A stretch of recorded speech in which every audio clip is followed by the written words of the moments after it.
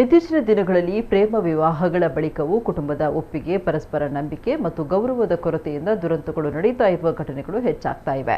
ಅಂತಹುದೇ ಒಂದು ಘಟನೆ ಇದೀಗ ಬೆಳಕಿಗೆ ಬಂದಿದೆ. ಇತ್ತೀಚೆಗಷ್ಟೇ ಪ್ರೀತಿಸಿ ಮದುವೆಯಾಗಿದ್ದ ನವ ವಿವಾಹಿತೆ ವಿಷ ಕುಡಿದು ಆತ್ಮಹತ್ಯೆ ಮಾಡಿಕೊಂಡಿರುವ ಘಟನೆ ನೆಲಮಂಗಲದಲ್ಲಿ ನಡೆದಿದೆ. ರವೀಂದ್ರ ಮತ್ತು ತನುಜಾ ಇಬ್ಬರು ಕೆಲಸಕ್ಕೆ ಹೋಗುವ ವೇಳೆ ಪರಿಚಯವಾಗಿತ್ತು. ಬಳಿಕ ಆ ಪರಿಚಯ ಪ್ರೀತಿಗೆ ತಿರುಗಿತ್ತು. ಪರಸ್ಪರ ಒಪ್ಪಿಗೆಯೊಂದಿಗೆ ಇತ್ತೀಚೆಗೆ ಮದುವೆಯಾಗಿದ್ದ ಅವರು ಸ್ವಲ್ಪ ಸಮಯ ಕಳೆದ ಬಳಿಕ ಮನೆಯವರಿಗೆ ವಿಷಯ ತಿಳಿಸುತ್ತೇನೆ ಅಂತ ಹೇಳಿದ್ದ ರವೀಂದ್ರ ತನುಜಾಳನ್ನ ಬಾಡಿಗೆ ಮನೆಯಲ್ಲಿ ಪ್ರತ್ಯೇಕವಾಗಿ ಇರಿಸಿದ್ದ ಎನ್ನಲಾಗಿದೆ.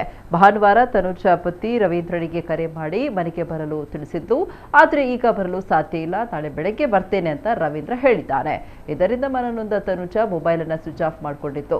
ಬಳಿಕ ರಾತ್ರಿ ಸುಮಾರು 10 ಗಂಟೆ ವೇಳೆಗೆ ನಾನು ವಿಷ ಕುಡಿದಿದ್ದೇನೆ ಅಂತ ರವೀಂದ್ರನಿಗೆ ಸಂದೇಶ ಕಳುಹಿಸಿದ್ದು, ಸಂದೇಶ ಕಂಡ ತಕ್ಷಣ ರವೀಂದ್ರ ಸ್ಥಳಕ್ಕೆ ಧಾವಿಸಿದ್ದು, ತನುಜಾ ಪ್ರಜ್ಞಾಹೀನ ಸ್ಥಿತಿಯಲ್ಲಿ ಬಿದ್ದಿರುವುದನ್ನು ಕಂಡು ತಕ್ಷಣ ನೆಲಮಂಗಲ ಸರ್ಕಾರಿ ಆಸ್ಪತ್ರೆಗೆ ದಾಖಲಿಸಿದ್ದಾನೆ.